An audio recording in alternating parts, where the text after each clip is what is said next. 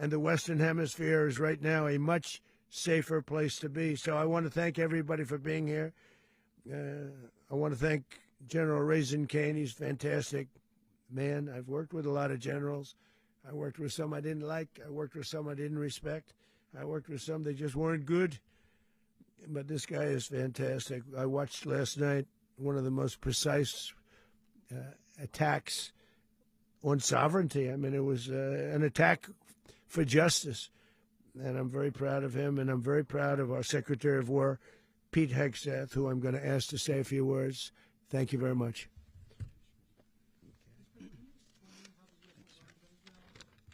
Well, thank you, Mr. President. Finally, a commander-in-chief the world respects and the American people deserve. And as the President said, words can barely capture the bravery and the power and the precision of this historic operation. A massive joint military and law enforcement raid flawlessly executed by the greatest Americans our country has to offer. American warriors are second to none, the best in the world and the best of our country. What all of us witnessed last night was sheer guts and grit, gallantry, and glory of the American warrior. I'm simply humbled by such men. And I tip my hat to our chairman, Dan Raisin Kane, and all those Americans who stood watch last night. Our warriors are the elite of America, and again, President Trump has your back. No other country on planet Earth, and it's not even close, could pull this kind of operation off. And no other president has ever shown this kind of leadership, courage, and resolve. The most powerful combination the world has ever seen. As the President said, our adversaries remain on notice. America can project our will anywhere, anytime. The coordination, the stealth, the lethality, the precision, the very long arm of American justice, all on full display in the middle of the night. Nicolas Maduro had his chance, just like Iran had their chance, until they didn't and until he didn't. He effed around, and he found out. President Trump is deadly serious about stopping the flow of gangs and violence to our country, deadly serious about stopping the flow of drugs and poison to our people, deadly serious about getting back the oil that was stolen from us, and deadly serious about reestablishing American deterrence and dominance in the Western Hemisphere. This is about the safety, security, freedom, and prosperity of the American people. This is America first. This is peace through strength. And the United States War Department is proud to help deliver it. Welcome to 2026. And under President Trump, America is back. I'd like to welcome now our chairman, Chairman Raisin Kane, to give a few more details about the operation. Mr. Chairman. Thank you, Mr. Secretary. Thank you, Mr. President, and good morning. Last night, on the order of the President of the United States and in support of a request from the Department of Justice, as the President said, the United States military conducted an apprehension mission in Caracas, Venezuela, to bring to justice two indicted persons, Nicolas and Cecilia Maduro.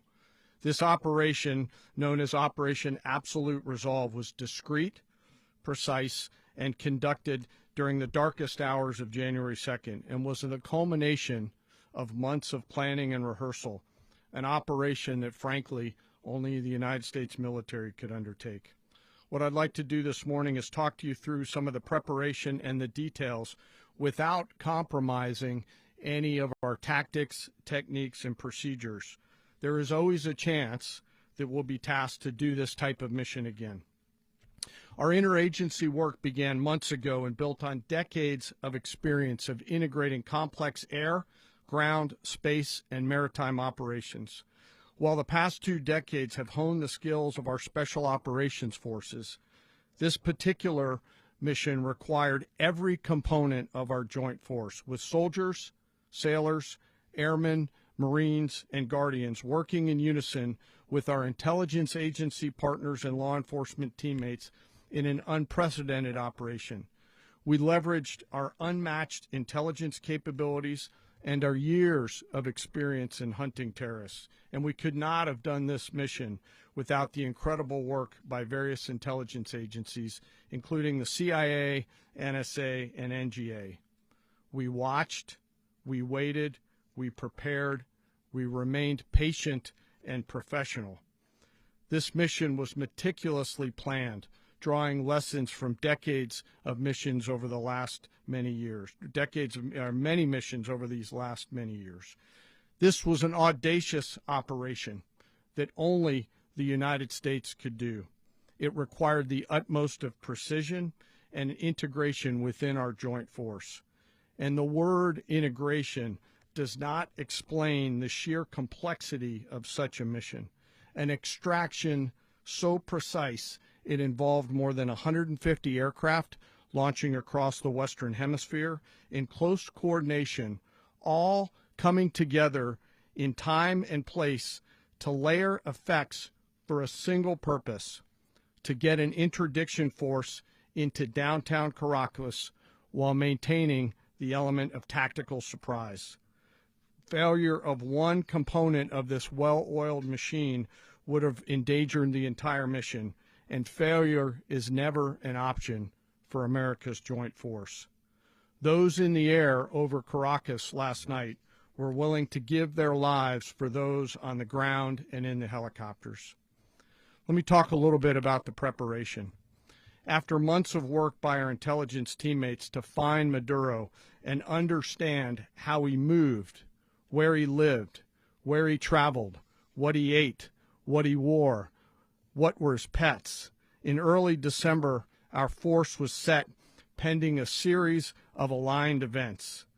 Key was choosing the right day to minimize the potential for civilian harm and maximize the element of surprise, and minimize the harm to the indicted personnel so, as the President said, they could be brought to justice.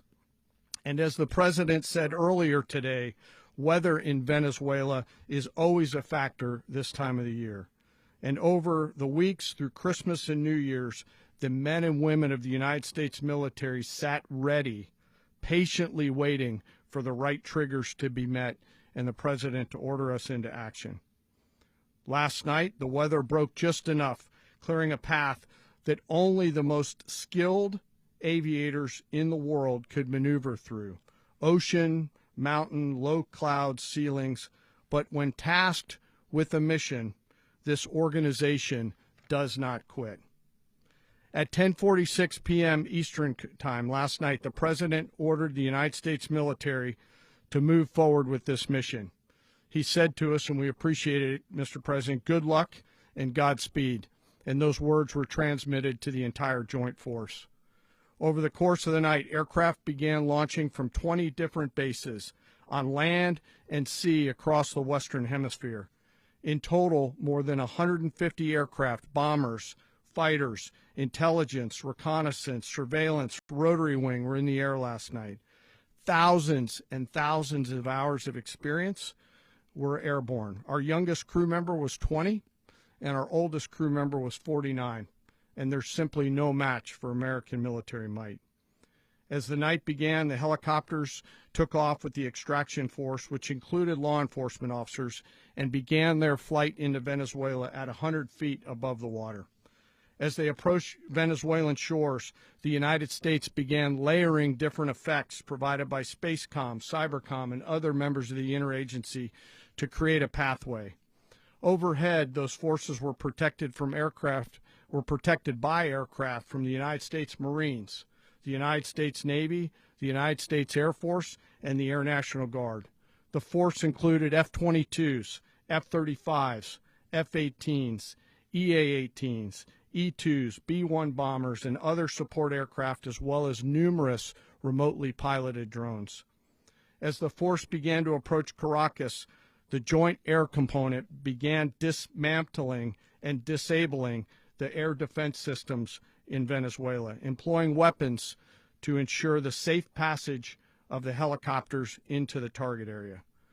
The goal of our air component is, was, and always will be to protect the helicopters and the ground force and get them to the target and get them home. As the force crossed the last point of high terrain where they'd been hiding in the clutter, we assessed that we had maintained totally the element of surprise. As the helicopter force ingressed towards the objective at low level, we arrived at Maduro's compound at 1:01 a.m. Eastern Standard Time, or 2:01 a.m. Caracas local time, and the apprehension force descended into Maduro's compound and moved with speed, precision, and discipline towards their objective and isolated the area to ensure the safety and security of the ground force while apprehending the indicted persons. On arrival into the target area, the helicopters came under fire, and they replied with that fire with overwhelming force in self-defense. One of our aircraft was hit but remained flyable, and as the President said earlier today, all of our aircraft came home, and that aircraft remained flyable during the rest of the mission. As the operation unfolded at the compound, our air and ground intelligence teams provided real-time updates to the ground force, ensuring those forces could safely navigate the complex environment without unnecessary risk. The force remained protected by overhead tactical aviation. Maduro and his wife, both indicted, gave up and were taken into custody by the Department of Justice, assisted by our incredible U.S. military with professionalism and precision, with no loss of U.S. life. After securing the indicted persons, the force began to prep for departure. Helicopters were called in to exfiltrate the extraction force, while fighter aircraft and remotely piloted aircraft provided overhead coverage and suppressive fire. There were multiple self-defense engagements as the force began to withdraw out of Venezuela. The force successfully exfiltrated and returned to their afloat launch bases, and the force was over the water at 3:29 a.m. Eastern Standard Time with indicted persons on board, and both Maduro and his wife were embarked aboard the USS Iwo Jima. In closing, what we've witnessed today is a powerful demonstration of America's joint force. We think, we develop, we train, we rehearse, we debrief, we rehearse again and again, not to get it right, but to ensure that we cannot get it wrong. Our jobs are to integrate combat power so when the order comes, we can deliver overwhelming force at the time and the place of our choosing against any foe anywhere in the world. I am immensely proud today of our joint force and filled with gratitude to represent them here today.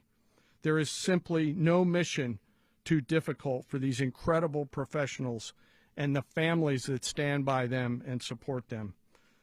As we stand here this morning, our forces remain in the region at a high state of readiness, prepared to project power, defend themselves, and our interests in the region. This operation is a testament to the dedication and unwavering commitment to justice and our resolve to hold accountable those who threaten peace and stability.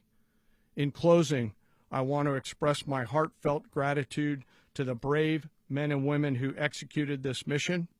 Their courage and tireless commitment to our nation are what makes us strong.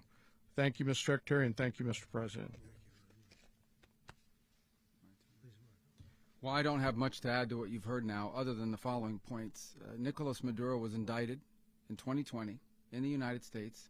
He is not the legitimate president of Venezuela. That's not just us saying it. The first Trump administration, the Biden administration, the second Trump administration, none of those three recognized him. He's not recognized by the European Union and multiple countries around the world. He is a fugitive of American justice with a $50 million reward, which I guess we saved $50 million. And make sure. Yeah, exactly. But don't let anybody claim it. Nobody deserves it but us. But I want to be clear about one thing. Nicolas Maduro had multiple opportunities to avoid this. He was provided multiple very, very, very generous offers and chose instead to act like a wild man, chose instead to play around. And the result is what we saw tonight. The other message here is the following. You have a guy Like many people around the world, they like to play games. You have a guy who decides he's going to invite Iran into his country, is going to, do the confiscation of American oil companies, is going to flood our country with gang members, is going to take Americans prisoner and try to hold them for hostage and trade them like he was able to do with the Biden administration. Basically likes to play games all this time and thinks nothing's going to happen. And I hope what people now understand is that we have a president. The 47th president of the United States is not a game player. When he tells you that he's going to do something, when tells you he's going to address a problem, he means it. He actions it. I can tell you, I've watched this process now for 14, 15 years, been around it. Everybody talks. I'm going to do this. I'm going to do that. When I get there, we're going to do this. We're going to take. This is a president of action. Like, I don't understand yet how they haven't figured this out. And now, if you don't know, now you know.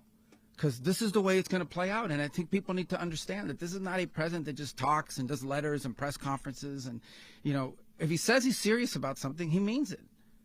And this is something that was a direct threat to the national interest of the United States, and the president addressed it. There's a president of peace, by the way. I told you what I just said earlier. This guy had multiple opportunities to find his way somewhere else and figure out another. He could have been living somewhere else right now very happy, but instead he wanted to play big boy. And so now, he's got other sets of problems on his hands. And but I think the message here should be for the world. Look, the president doesn't go out looking for people to pick fights with. He's not generally wants to get along with everybody. We'll talk and meet with anybody, but don't play games. Don't play games with this president's in office, because it's not going to turn out well. And so I hope that I guess that lesson was learned last night, and we hope it'll be instructive moving forward. Is that a message for Cuba, Mr. President?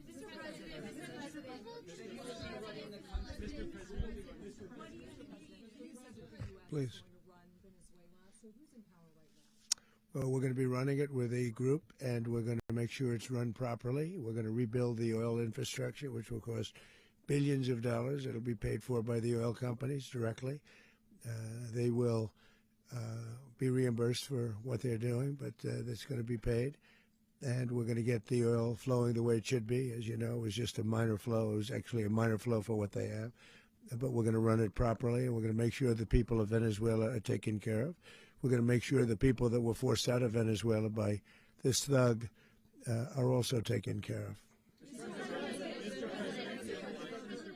President, does the U.S. running the country mean that U.S. troops will be on the ground? How will that work?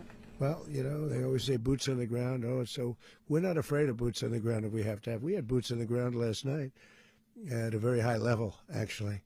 We're not afraid of it. We don't mind saying it. But we're going to make sure that that country is run properly. We're not doing this in vain. This is a very dangerous attack. This is an attack that could have gone very, very badly. Could have gone very badly. We could have lost a lot of people last night. We could have lost a lot of dignity. We could have lost a lot of equipment. The equipment is less important, but we could have lost a lot. And we're going to make sure that this is proper. We're there now. We're ready to go again if we have to. We're going to run the country right. It's going to be run very judiciously, very fairly. It's going to make a lot of money. We're going to give money to the people. We're going to reimburse people that were taken advantage of. We're going to take care of everybody. It's very important. We couldn't let them get away with it. They stole our oil. We built that whole industry there, and they just took it over like we were nothing. And we had a president that decided not to do anything about it.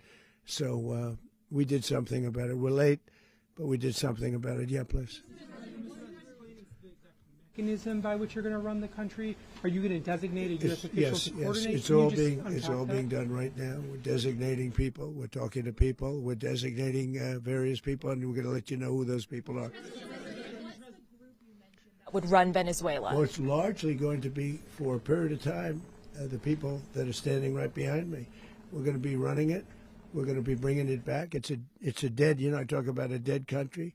A year and a half ago, we were a dead country. Now we're the hottest country anywhere in the world. We're a country doing better than any country anywhere in the world, and it required leadership. Venezuela has a lot of bad people in there, a lot of bad people that shouldn't be leading. We're not going to take a chance that one of those people take over for Maduro. So you can look at, and others, we have fantastic people, including people in the military. So we're going to have a group of people running it until such time as it can be put back on track, make a lot of money for the people, and give people a great way of life, and also reimbursement for people in our country that were forced out of Venezuela. Rubio would be. You said earlier today that you weren't going to back Machado to come back and be the opposition leader in your Fox and Friends interview. And then you also mentioned the vice president of Venezuela. Are you going to work with the vice president of Venezuela, or how do you foresee the relationship Well, going? I understand she was just sworn in, but she was, as you know, picked by Maduro. So Marco's working on that directly. He just had a conversation with her, and she's essentially willing to do what we think is necessary to make Venezuela great again. Very simple. Mr. President, Colombian President Gustavo Petro, a couple weeks ago, he said he's got to watch his ass. And today he said he's not concerned about anything happening to him in the aftermath of this operation. So just what your message is about that. Well, he has cocaine mills. He has factories where he makes cocaine. And, yeah, I think I stick by my first statement. He's making cocaine. They're sending it into the United States. So he does have to watch his ass. Mr. President, did you notify any members of Congress in advance? Marco, do you want to talk about that? Because you were involved in it. Sure. We call members of Congress immediately after. This was not the kind of mission that you can do congressional notification on. It was a trigger-based mission in which conditions had to be met night after night. We watched and monitored that for a number of days. So it's just simply not the kind of mission you can call people and say, hey, we may do this at some point in the next 15 days. But it's largely a law enforcement function. Remember, at the end of the day, at its core, this was an arrest of 2 indicted fugitives of American justice, and the Department of War supported the Department of Justice in that job. Now, there are broader policy implications here, but it's just not the kind of mission that you can pre-notify because it endangers the mission. Plus, if I could add one thing to that, Congress has a tendency to leak. This would not be good. If they leaked, General, I think it would have been maybe a very different result.